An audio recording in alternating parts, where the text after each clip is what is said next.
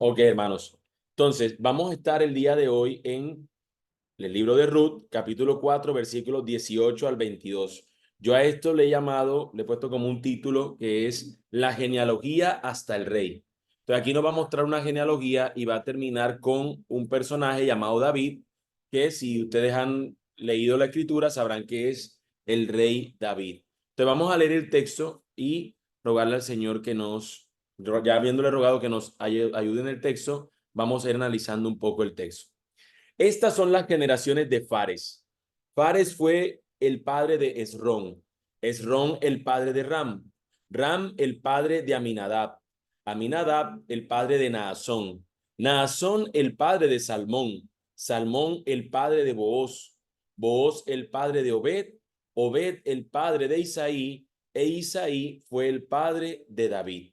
Entonces tenemos esta genealogía. Lo que tenemos allí son una cantidad de nombres. Quizás algunos de ustedes tienen un árbol genealógico que le ayuda a ver de dónde vienen sus antepasados. Quizás algunos han hecho esta gestión que hacen muchas personas para buscar sus antecesores para poder reclamar algún tipo de ciudadanía europea para que les sea más fácil el poder moverse por otros países, ¿no? Entonces hay personas que saben un poco más acerca de sus ancestros, como hay otros como yo que solamente conocen hasta si acaso el abuelo o quizás hasta el bisabuelo porque se lo refirió a algún tío o algo por el estilo.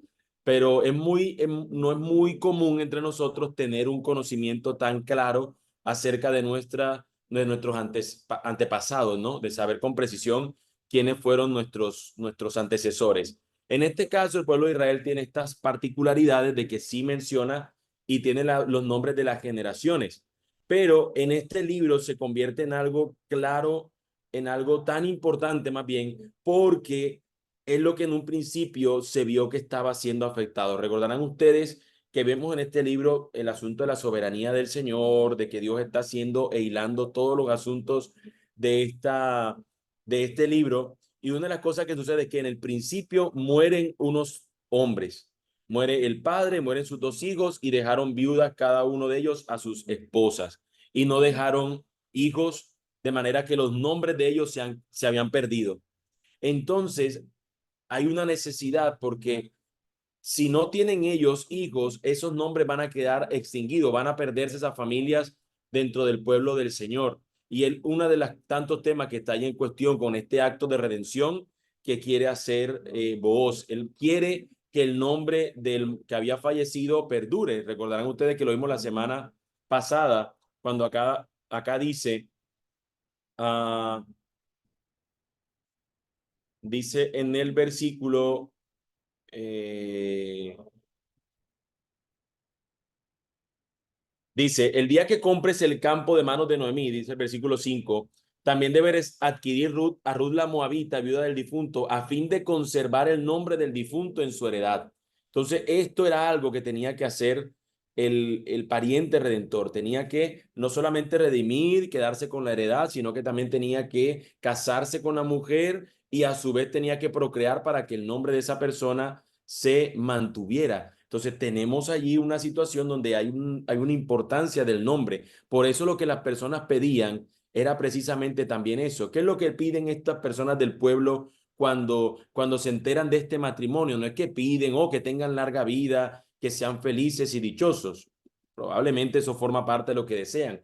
Pero parte de ver esas riquezas, de ver esa bendición, era de que hubieran allí hijos, de que hubieran niños, de que hubiera un niño que pudiera continuar con el nombre que estaba a punto de perderse. Por eso ruegan ellos, dentro del ruego que hacen, recordarán ustedes que parte del ruego que hace el pueblo cuando él se casa es decirle que tu casa sea como la casa de Fares, el que Tamar dio a luz a Judá por medio de la descendencia que el Señor te dará de esta joven. Así que ahí hubo una mención de Fares. Previamente que hablamos algo de ello, aunque más adelante voy a mencionar un poco más con mayor detención o detenimiento quién es este Fares. ¿Qué otra cosa podemos decir acerca de esta genealogía dentro del mismo texto, solamente dedicándonos en el libro de Ruth? Que no solamente la importancia es la conservación del nombre, de la necesidad de un niño para que mantuviera el nombre de esta familia, sino también de que este cierre de la genealogía termina en David. Y eso nos lleva otra vez, una vez más, a conectar con una realidad en el texto. El texto nos dice, cuando inicia la historia, se nos cuenta que era el tiempo de los jueces. Y todos recordamos, o al menos recordamos en esa ocasión, que el libro de los jueces nos indica que en ese tiempo no había un rey sobre Israel y cada quien hacía lo que mejor le parecía. Lo que nos está diciendo aquí el texto al finalizar en David es que por esta genealogía vendría aquel rey, vendría ese rey que ellos necesitaban, que ellos deseaban, porque ellos estaban en un tiempo donde no había rey sobre Israel, pero de esta historia es importante porque los va a llevar a conectarse con el rey que había de venir, un rey que era deseable para ellos por lo que traería un orden, aunque también sabemos lo que terminaría también trayendo los reyes, que el mismo Señor también les advirtió al desecharlo a ellos y querer un rey. Sin embargo, también había una necesidad de un rey y ya lo vamos a ver también por qué. Así que esto es, en términos generales, el por qué importa en este texto esta genealogía y por qué termina. Pero yo ahora me voy a detener haciendo una mirada a algunos nombres que están aquí dentro de esta genealogía, porque se vuelven interesantes o importantes para el desarrollo no solamente de esta historia, sino de la historia del pueblo de Dios. Entonces vamos a empezar por el nombre que aparece de primero, que es el de Fares. Fares, que es el individuo que aparece acá. Para ello, voy a irme a Génesis capítulo 38, donde se nos habla de Fares. Pero miren cómo inicia el texto diciéndonos, indicándonos allí otros personajes, que son Judá y Tamar. Entonces, rápidamente recuerdo lo que trata la historia. Judá tenía, tenía una esposa, bueno, había tenido tres hijos y un hijo, el hijo mayor estaba casado con una mujer llamada Tamar. Pero resulta que su hijo mayor muere y no le dejó, la dejó a esta mujer viuda y no le dejó un heredero, no le dejó un hijo. Recuerden, algo similar con lo que pasa con Booz, o bueno, perdón, con Ruth, que estando casada, este esposo no le dejó tampoco hijos. Así que la situación se parece mucho en ese sentido, de que ella quedó sin hijo, el nombre se iba a perder. Entonces Judá necesita un heredero, o sea, después de que estos hijos tengan otro hijo para que siga su nombre. Entonces, Judá, su hijo mayor era el que iba a perpetuar su nombre, pero su hijo muere y no le deja hijos. Entonces lo que sigue en el orden es que el siguiente hijo tiene que casarse con Judá porque es el pariente redentor, el pariente más cercano que tiene Tamar es el hermano, el que era su cuñado, que se tiene que convertir ahora en este pariente que redime el nombre de aquel que ha muerto para que el nombre perdure. Recuerda que esta era una ley que yo tenía, que era la ley del levirato y tenían que aplicarla así. Pero luego de esto, este hijo lo que hacía era que cuando iba a tener relaciones con esta mujer para no embarazarla, no terminaba el acto sexual con ella y por tanto no la embarazaba. De manera que esto Dios lo ve como algo terrible por el deseo de este hombre en su corazón y termina diciendo el texto que lo mata. Entonces le queda ahora a este Judá el tercer hijo, pero él está esperando que el hijo crezca, que tenga una suficiente edad para que se case con Tamar. Pero el hijo crece y Tamar se lo niega. Y Tamar, ajá, ¿para cuándo me vas a dar a este que sea mi esposo para que el nombre perdure, para que me redima? Pero no lo hace Judá, porque tiene miedo de que esta mujer termine también matándole su último hijo, el que le queda.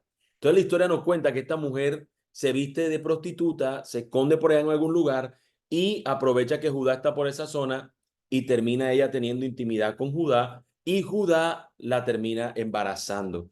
Cosa entonces que ella va a tener, va a dar a luz a unos gemelos, siendo el mayor de ellos, el que nace primero, Fares. Así que lo que están a estas personas conectar esta genealogía de Fares con Booz y con posteriormente con David es para conectar esta idea muy similar. Fíjense cómo nosotros vimos ya un caso anterior donde alguien redimió y se mantuvo la genealogía de Judá y cómo seguiría esta genealogía para perdurar hasta David. Ahora, Judá es alguien que es importante en cuanto a figura histórica dentro de la historia de la Biblia. ¿Por qué? Porque Judá, bueno, lo sabemos todo de que habla la historia, el que habla la historia del león de la tribu de Judá, de ahí viene esta línea de reyes y todo lo que implica, ya lo vamos a leer.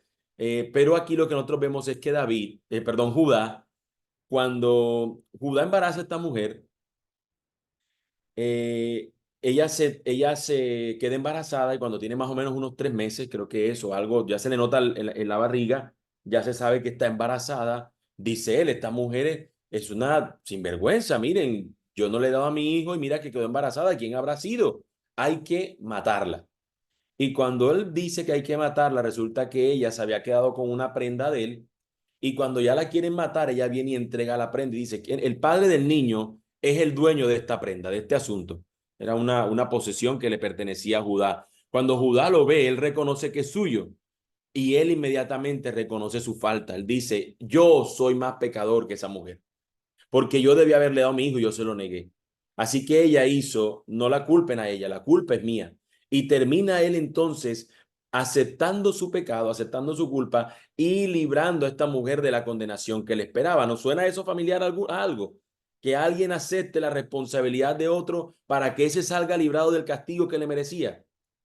Claramente nos recuerda a nuestro Señor, pero sumado a eso, ahora nos vamos a Génesis capítulo 49 y nos vemos que nos dice algo ahora acerca de Judá. Recuerden que estamos viendo nombres y por eso estoy contando ciertos nombres porque es lo que nos encontramos en la parte final de Ruth. Nos están mostrando una genealogía, unos nombres y ahora se nos hace necesario recordar esto de Judá porque es de donde viene precisamente Fares y donde termina David, que es hijo de Judá, como también se recordarán que se va a decir también lo mismo del Señor que viene de la tribu de Judá. Ahora, fíjense lo que nos dice los versículos 8 al 12 acerca de Judá. A ti, Judá, te alabarán tus hermanos.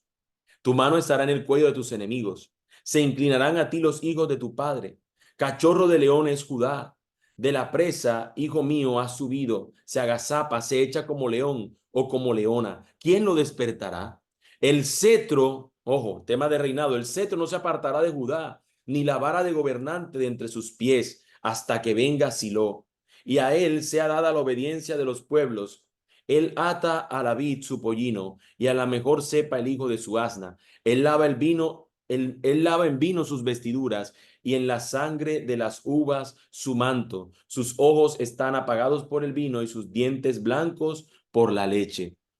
El texto nos presenta que este Judá es uno que tendría un reinado. De él vendrían reyes y permanecerían para siempre.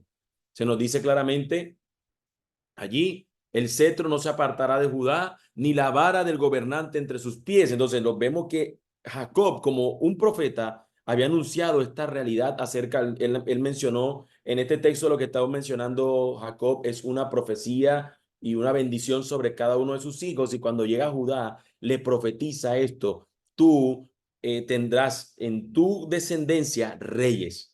Y es lo que va a ocurrir más adelante, porque David, como lo vemos, precisamente va a ser el rey de Israel y luego de David, toda su familia seguirá siendo reyes, seguirían siendo reyes, hasta que luego sabemos que vamos a llegar al tema de nuestro Señor. Ahora, este Judá es un personaje que toma el lugar de su nuera cuando ésta viene y él se sacrifica por ella, pero también ustedes recordarán que hay un momento, si se acuerdan de esa historia de José, cuando José viene y dice, mire, ustedes tienen un hijo, un hermano menor, por favor, tráiganme a ese muchacho, bueno, cuando lo traen el muchacho, él viene y pone unas copas, recuerden, una copa de plata, la esconde en la vasija de los granos del saco de Benjamín, y cuando Benjamín es sorprendido con este crimen que él no cometió, sino que José se lo escondió allí, su hermano, es Judá quien dice, mira, al muchacho déjalo ir.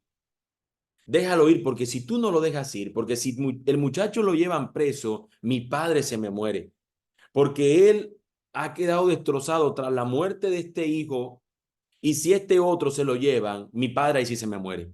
Entonces déjame que yo vaya a la cárcel en lugar de él. Y Judá es el que quiere tomar el lugar de aquel que tiene la responsabilidad, la culpa la tiene sobre sus hombros. Y es Judá quien quiere ocupar el lugar del que merecía el castigo, aunque sabemos que es una estratagema de su hermano, pero al final nos muestra ahí esta intención de él de querer ocupar el lugar de su hermano. Una vez más nos recuerda a Judá, a aquel descendiente que vendría a precisamente hacer esa misma labor. Ahora, ¿quién sigue luego en nuestra historia, en nuestra genealogía?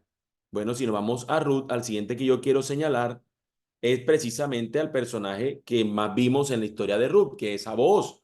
Y precisamente de Booz lo único que quiero señalar dentro de todas las cosas que ya hemos hablado es el tema de él cumpliendo el asunto del levirato, siendo él el pariente redentor. Porque una vez más él nos muestra que él tuvo que hacer esto para que se mantuviera la genealogía. La genealogía era importante que no se perdiera. Vimos cómo en este caso Tamar hizo todo lo posible para que Judá tuvieran este hijo y pudiera permanecer el nombre, pero ahora también vemos lo mismo que hace Booz. Y yo sé que otra vez sigue siendo nombres y demás, pero téngame paciencia, vamos a llegar a un encauce. Al final tenemos un texto que tiene muchos nombres, pero allí se nos presenta precisamente eso, para que venga el rey, para que venga David en este caso, que estaban en los tiempos de los jueces, para que venga este rey, es necesario que haya nacido un niño. En ese caso iba a nacer allí precisamente Obed, el hijo de Booz con Ruth. Pero para que eso pudiera ocurrir, él debía redimirla. Y eso fue lo que todo el libro nos intentó presentar. La intención, la necesidad de que haya un redentor, y eso fue lo que hizo Booz para redimir precisamente a Ruth y precisamente que luego viniera este niño, la necesidad que había de un niño. Ahora, de allí se nos va a presentar al último personaje que vamos a ver de la genealogía, que es en este caso, obviamente, el rey David. David termina aquí el libro de Ruth, para luego después del libro de Ruth conectarnos con los libros de Primera, Segunda de Samuel, los libros de los reyes, los libros de la crónica que nos van a hablar acerca de los reyes que van a continuar en la historia del pueblo de Israel. Pero claramente David tiene un lugar importante porque Saúl, siendo de otra tribu, fue despreciado por el Señor por su desobediencia, mientras que David es escogido y él es el que recibe este pacto porque hace pacto con el Señor para que continúe su nombre para siempre. Segunda de Samuel, segundo libro de Samuel, 7 de los versículos 8 al 17, miren cómo nos dice que el Señor le habla a este David que estamos viendo acá. Ahora pues, así dirás a mi siervo David, por medio del profeta Natán, le dice, así dice el Señor de los ejércitos, yo te tomé del pastizal, de seguir las ovejas, para que fueras príncipe sobre mi pueblo Israel, y he estado contigo por donde quiera que has ido, y he exterminado a todos tus enemigos de delante de ti. Y haré de ti un gran nombre, como el nombre de los grandes que hay en la tierra. Asignaré también un lugar para mi pueblo Israel y lo plantaré allí a fin de que habite en su propio lugar y no sea perturbado de nuevo, ni los malvados los aflijan más como antes.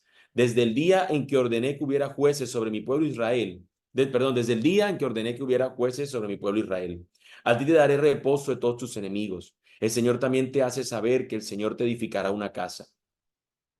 Cuando tus días se cumplan y reposes con tus padres, levantaré a tu descendiente después de ti, el cual saldrá de tus entrañas, y estableceré su reino. Él edificará casa a mi nombre, y yo estableceré el trono de su reino para siempre. Yo seré padre para él, y él será hijo para mí. Cuando cometa iniquidad, lo castigaré con vara de hombres y con azotes de hijos de hombres. Pero mi misericordia no se apartará de él, como la aparté de Saúl, a quien quité de delante de ti. Tu casa y tu reino permanecerán para siempre delante de mí. Tu rostro será establecido para siempre. Conforme a todas estas palabras y conforme a toda esta visión, así Natán habló a David. Fíjense lo que implica el pacto que Dios está haciendo y la promesa que le está haciendo a David, que él tendrá un descendiente, que le hará un templo, que habrá adoración para el Señor por siempre, pero que tendrá siempre un rey en el trono de David, que habrá un rey para siempre. Y el problema que nosotros tenemos con ese cumplimiento temporal es que ya ese, ¿dónde está ese trono?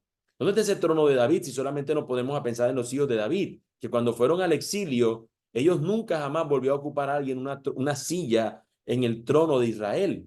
¿Qué pasó entonces? ¿O a dónde nos estaba apuntando más bien ese pacto? ¿A dónde nos estaba apuntando más bien este rey que vendría para siempre? Y es precisamente donde tenemos ahora que abrir otro espacio mayor para ver dónde encuentran cumplimiento todas estas genealogías que estamos viendo precisamente en el libro de Ruth.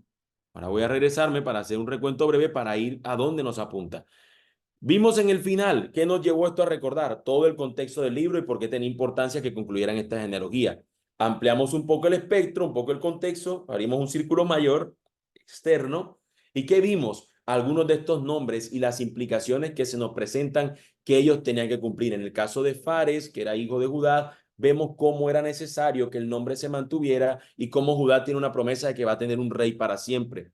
Vimos luego cómo Booz tenía este cumplimiento de que la genealogía permaneciera y cómo y cómo él da lugar a que pueda ir el nombre hasta el rey David. Y como luego vemos en este rey David, con el que termina el libro, que se nos dice que Dios hizo un pacto con él de que él tendría siempre un descendiente en el trono.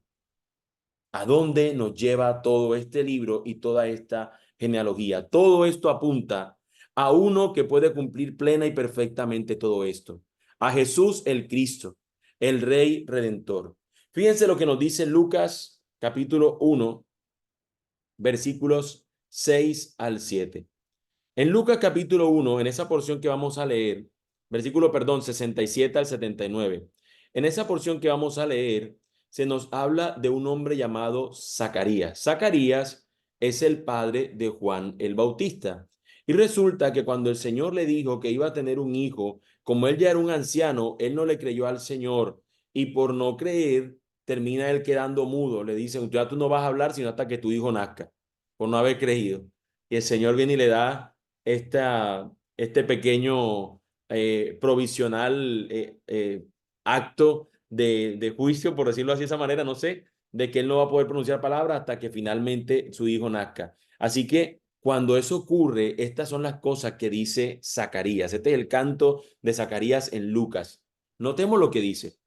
Su padre Zacarías fue lleno del Espíritu Santo y profetizó diciendo, bendito sea el Señor Dios de Israel, porque nos ha visitado y ha traído, miren lo que dice, redención para su pueblo, y nos ha levantado un cuerno de salvación en la casa de David su siervo, tal como lo anunció por boca de sus santos profetas desde los tiempos antiguos, salvación de nuestros enemigos y de la mano de todos los que nos aborrecen, cosa que veíamos ahorita en el pacto, en la promesa que el Señor le hizo a David, para mostrar misericordia a nuestros padres y para recordar su santo pacto, el juramento que hizo a nuestro padre Abraham, que también es un pacto que Dios hizo con Abraham, concedernos que, librados de la mano de nuestros enemigos, le sirvamos sin temor, en santidad y justicia delante de él todos nuestros días. Y tú, niño, serás llamado profeta del Altísimo, porque irás delante del Señor para preparar sus caminos. Ahí está hablando de su hijo, para dar a su pueblo el conocimiento de la salvación por el perdón de sus pecados, por la entrañable misericordia de nuestro Dios, con que la aurora nos visitará desde lo alto, para dar luz a los que habitan en tinieblas y en sombra de muerte, para guiar nuestros pies en el camino de paz. Así que le está hablando de que se va a cumplir esa profecía, de que viene precisamente a cumplirse. Ahora, allí mismo en Lucas, después de pronunciar todas estas cosas, en el capítulo 3, se nos va a hablar acerca de una genealogía. Pero me gustaría precisamente mencionar más bien esta otra genealogía que encontramos en el Evangelio según Mateo.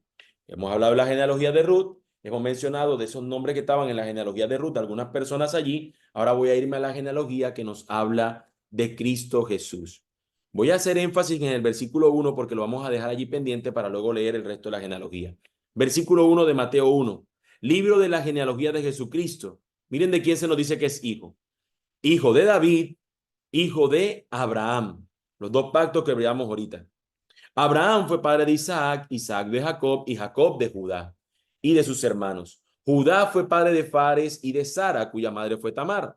Fares fue padre de Esrom y Esrom de Aram. Aram fue padre de Aminadab, Aminadab de Naasón y Naasón de Salmón. Salmón fue padre de Booz, cuya madre fue Rahab. Booz fue padre de Obed, cuya madre fue Ruth. Y Obed fue padre de Isaí. Isaí fue padre del rey David. Y David fue padre de Salomón, cuya madre Betsabé había sido mujer de Urías. Salomón fue padre de Roboán, Roboán de Abías y Abías de Asá. Asá fue padre de Josafat, Josafat de Joram y Joram de Usías. Usías fue padre de Jotán, Jotán de Acaz y Acaz de Ezequías. Ezequías fue padre de Manasés, Manasés de Amón y Amón de Josías. Josías fue padre de Jeconías y de sus hermanos durante la deportación a Babilonia. Después de la deportación a Babilonia, Jeconías fue padre de Salatiel y Salatiel de Zorobabel. Zorobabel fue padre de Abiud, Abiud de Eliaquín y Eliaquín de Azor. Azor fue padre de Sadoc, Sadoc de Aquín y Aquín de Eliud.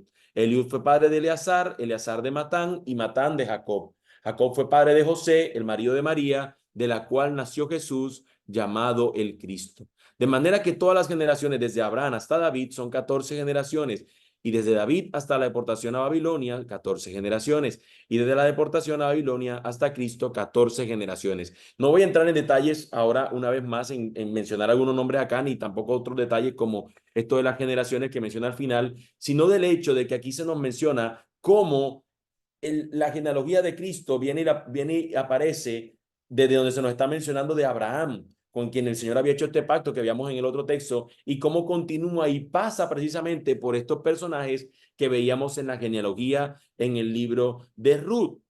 Esto, mis hermanos, no solamente que nos muestra la importancia de las genealogías, en el sentido de que es palabra de Dios se importa, sino que hay una realidad, mis hermanos, y es lo que nos dice Génesis 3:15.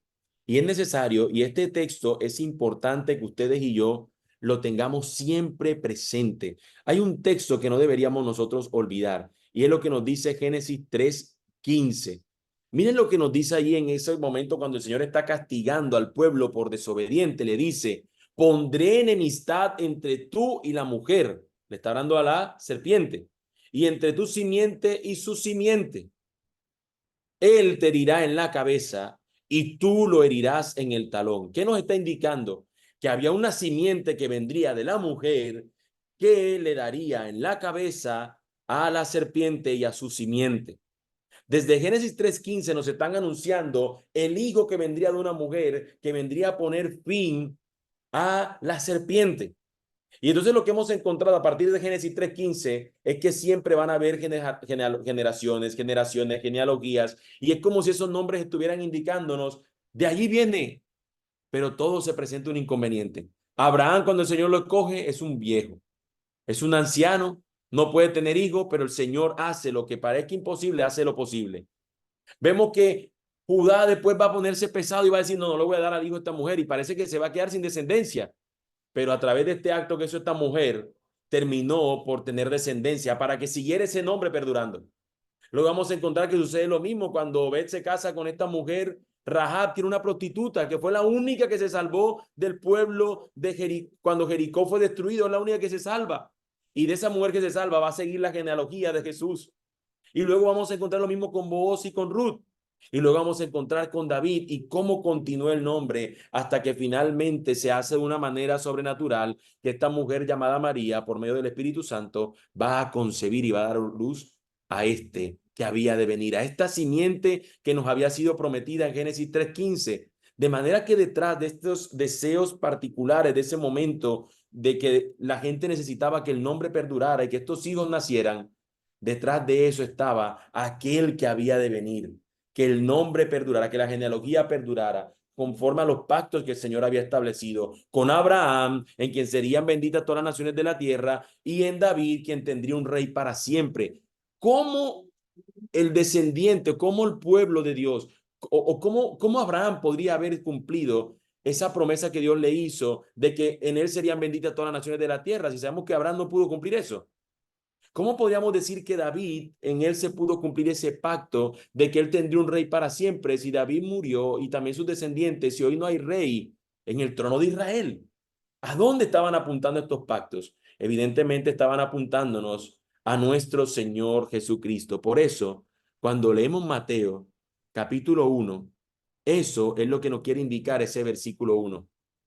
Libro de la genealogía de Jesucristo, hijo de David, hijo de Abraham. Es él quien viene a cumplir lo que el Señor había prometido. Él es el quien cumple aquellas cosas que veíamos. Por eso es importante esta genealogía tenerla en cuenta y por eso nos apunta precisamente a Cristo. De todos los hijos de David, de todos los hijos de Abraham, solamente este sería el único capaz de poder cumplir los pactos. Miren ahora cómo inicia el texto de Mateo diciéndonos que es el libro de la genealogía de Jesucristo, hijo de David, hijo de Abraham. De hecho, así se le conocía a Jesús, hijo de David, ten compasión de mí. Pero ¿cómo termina el libro de Mateo, capítulo 28, que es el último capítulo de Mateo? Recuerden, la promesa dada a Abraham incluye de que él tenga que él le dé una bendición, que él sea de bendición para los pueblos, que él pueda ser una bendición para los pueblos. Y la idea de David es que él va a tener un rey para siempre. Este rey Jesús presenta su autoridad. Miren lo que dice versículo 18. Este es el hijo de David. Toda autoridad me ha sido dada en el cielo y en la tierra. Ahí él está diciendo, yo soy el rey. Donde terminó la genealogía del rey no fue en el rey David. A donde apuntaba esa genealogía era a este rey, descendiente de David, hijo de David, quien tendría toda autoridad sobre el cielo y sobre la tierra, autoridad sobre todas las cosas. Era una genealogía hacia este rey, a donde nos estaba finalmente apuntando esto. Vayan pues ahora, como tienen este poder del rey, vayan pues y hagan discípulos de todas las naciones. Ahora nos involucra el tema de este hijo de Abraham, en quien serán benditas todas las naciones de la tierra. ¿De qué manera? Hagan discípulos de todas las naciones, bautizándolos en el nombre del Padre, y del Hijo y del Espíritu Santo, enseñándoles a guardar todo lo que les he mandado. Y recuerden, yo estoy con ustedes todos los días hasta el fin del mundo. El mismo asunto que el Señor le había dicho a su pueblo cada vez que les mencionaba estos pactos, cada vez que hablaba con ellos, le indicaba, yo estaré con ustedes, yo voy a estar con ustedes. Y aquí el Señor es este de quien nosotros necesitábamos que se nos fuera no solamente anunciado, sino que la misma Escritura lo venía anunciando, que estaba un poco escondido, era un misterio para nosotros. Y aquí se nos revela en el sentido de que había un descendiente de David que ocuparía el trono para siempre. Aquí está Jesucristo el Rey. Había un descendiente de Abraham en quien serían benditas todas las naciones de la tierra. Aquí está aquel que se dio para hacer bendición de aquellos que se arrepienten y creen en él. Él es el único que pudo cumplir todos estos pactos. Él es el único que pudo y que realmente en él se cumplen todas las cosas. Él es el rey que bendice. En Abraham, como veíamos, todas las naciones de la tierra nos dice que serían benditas en él. Es Jesucristo quien es mayor, porque en él son benditas las naciones de la tierra, porque precisamente terminan creyendo, porque si creen en él, encontrarán la mayor bendición. Fares, Fares, volviendo al nombre que nos habla la genealogía de Ruth con que empezamos todos, tiene un nacimiento que es casi imposible. Un nacimiento que prácticamente veíamos que era imposible. Un papá o el primer esposo de su mamá murió.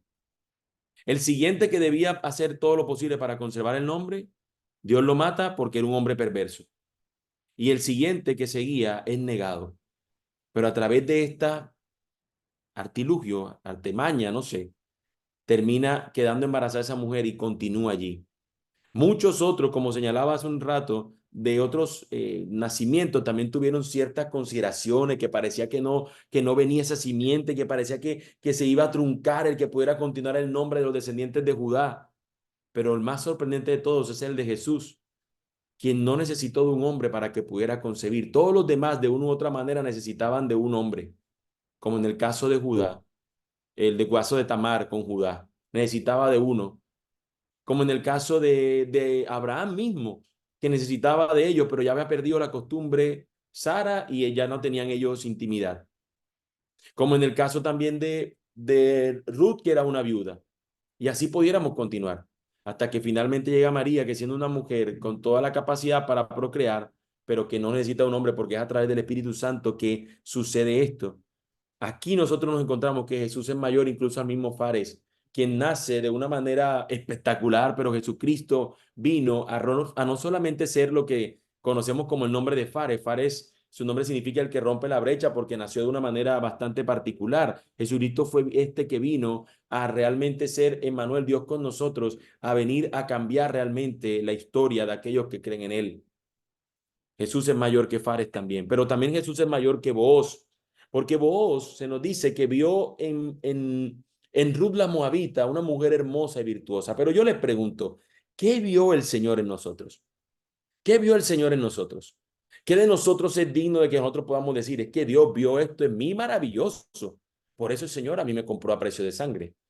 La Escritura nos dice que nosotros no teníamos nada valioso y que simplemente lo que nos dio fue de su gracia.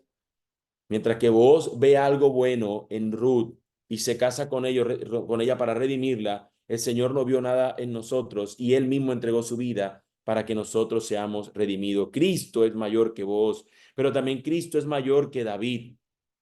David en su reinado era llamado a traer bienestar a su pueblo y que su pueblo tuviera un lugar para adorar.